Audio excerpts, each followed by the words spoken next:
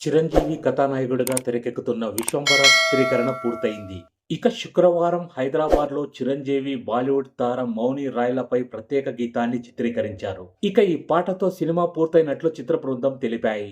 ఇక వశిష్ఠ దర్శకత్వంలో తెరకెక్కుతున్న చిత్రమిది. చిరంజీవి సరసన త్రిష, ఆషికా రంగనాథ్ నటించారు. కునాల్ కపూర్ ముఖ్య భూమికను పోషించారు.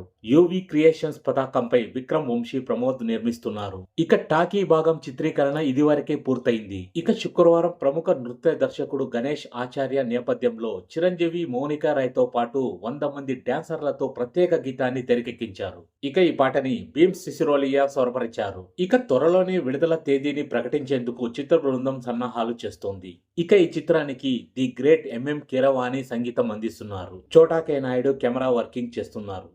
ఇక క్రిష్, జాగర్లమూడి, బాలకృష్ణ కలయికలో మరో సినిమా రానుందనే సంగతి ఎప్పటినుంచో వినిపిస్తోంది. ఇప్పుడు ఆ దిశగా చిన్నగా అడుగులు పడుతూ ఉన్నాయి. ఇక ఈ సినిమాని ఎప్పుడు ఎలా చేయాలనే విషయంపై బాలకృష్ణ ఓ కీలక నిర్ణయానికి వచ్చినట్లు సమాచారం. ఇక త్వరలోనే గోపీచంద్ మలినేని దర్శకత్వంలో ఓ సినిమా చేస్తున్నారు బాలయ్య.